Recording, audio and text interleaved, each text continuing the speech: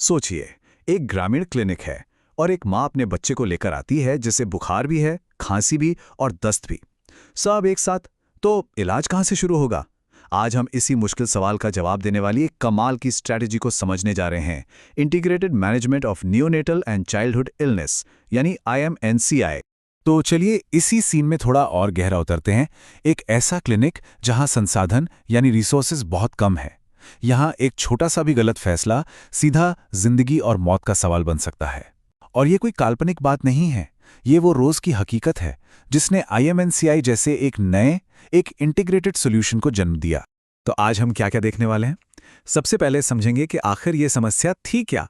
फिर देखेंगे कि इसका हल यानी IMNCI क्या है। इसके 3 सबसे जरूरी हिस्से कौन से हैं वो भी जानेंगे।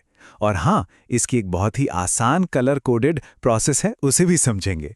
और आखिर में देखेंगे कि भारत में इसका क्या और कैसा असर हुआ है। तो चलिए सबसे पहले उस मुश्किल को समझते हैं जो बिल्कुल जमीनी स्तर पर थी। सोचिए, छोटे छोटे हेल्थ सेंटर्स में बच्चे आते हैं और उनके लक्षण एक दूसरे में उलझे हुए हैं। ये निमोनिया है या मलेरिया या फिर कुपोषण जो मामले को और बिगाड़ रहा है। सच तो यह है कि किसी एक बीमारी का नाम लेना लगभग नामुमकिन हो जाता है। तो देखिए प्रॉब्लम कितनी बड़ी है। बच्चे के लक्षण कई हैं पर एक्सरे या लैब टेस्ट जैसी कोई सुविधा है ही नहीं। इससे होता क्या है, गलत जांच और फिर गलत इलाज का खतरा बढ़ जाता है। साफ था कि एक नए तरीके की जरूरत है, एक ऐसा तरीका जो किसी एक बीमारी का नाम बताने पर नहीं बल्कि जान बचाने वाले एक्शन पर फोकस करे। इसी के जवाब में WHO और यूनिसेफ ने मिलकर एक ग्लोबल स्ट्रैटेजी बनाई, IMCI।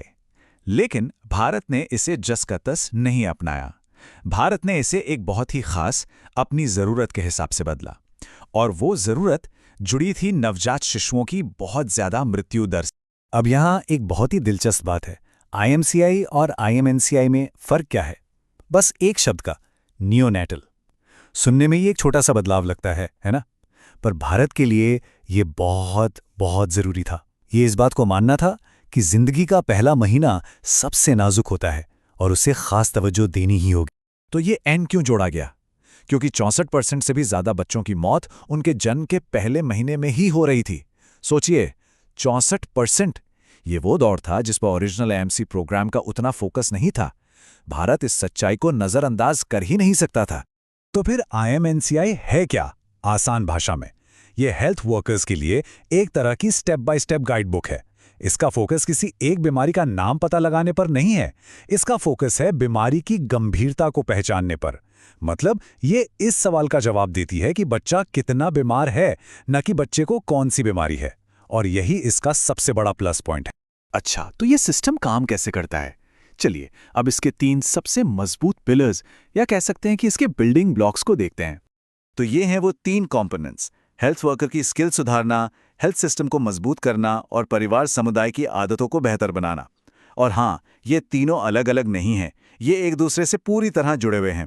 देखिए, एक काबिल वर्कर भी मजबूत सिस्टम के बिना कुछ नहीं कर सकता। और कोई भी सिस्टम तब तक सफल नहीं होता जब तक लोग यानी कम्युनिटी उसमें शामिल ना हो। तो पहला कंपोनेंट, हेल्थ वर्कर्स की स्किल को बढ़ाना। उन्हें ट्रेनिंग दी जाती है कि कैसे खतरे के संकेतों को जल्दी से पहचानें, कैसे सही इलाज दें और सबसे जरूरी, माता पिता को कैसे समझाएं ताकि वो मौके पर ही तेजी से सही फैसला ले सकें। अब दूसरा कंपोनेंट, देखिए, सिर्फ वर्कर को ट्रेनिंग देना काफी नहीं है ना? सिस्टम को भी तो मजबूत होना होगा। मतलब क्लिनिक में जरूरी दवाइयां हों जैसे एंटीबायोटिक्स और ORS।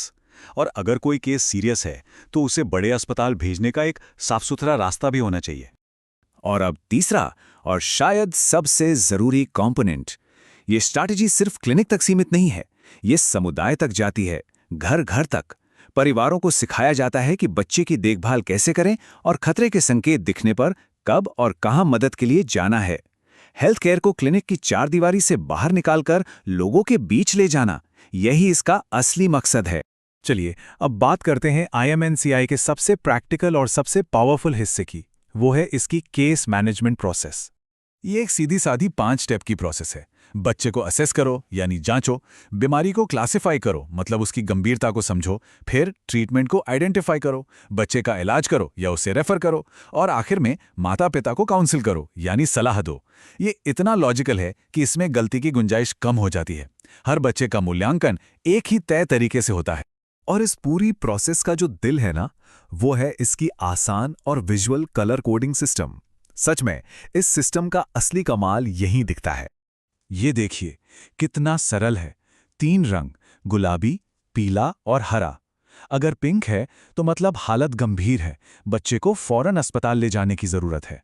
अगर येलो है तो मतलब इलाज क्लिनिक में ही हो जाएगा।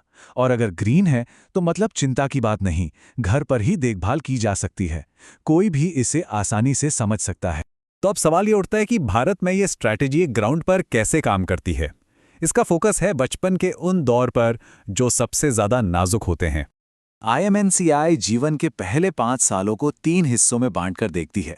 जन्म से 7 दिन, फिर 7 दिन से 2 महीने और फिर 2 महीने से 5 साल तक। ऐसा क्यों? क्योंकि जो खतरा 1 हफ्ते के बच्चे को है वो 2 साल के बच्चे से बिल्कुल अलग होता है ना? तो ये तरीका पक्का करता है कि हर उम्र के बच्चे को उसकी जरूरत के हिसाब से सबसे सही देखभाल मिले। ये जो बात यहाँ लिखी है, ये IMNCI की पूरी सोच को एक लाइन में बता देती है।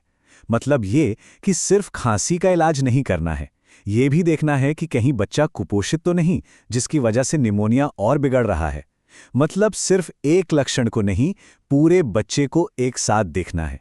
तो हमने देखा कि कैसे IMNCI एक आसान सी कलर कोडेड प्रणाली से हेल्थ वर्कर्स को ताकत देती है, सिस्टम को मजबूत करती है और लोगों को भी जोड़ती है। ये एक ऐसा जबरदस्त टूल है जिसने भारत में लाखों बच्चों की जान बचाई है। पर यह हमें सोचने पर भी मजबूर करता है कि इस सरल और असरदार ढांचे के होते हुए भी बच्चों की जान बचाने के लिए अब अगला कदम क्या होना चाहिए। इस पूरी चर्चा में शामिल होने के लिए बहुत बहुत धन्यवाद।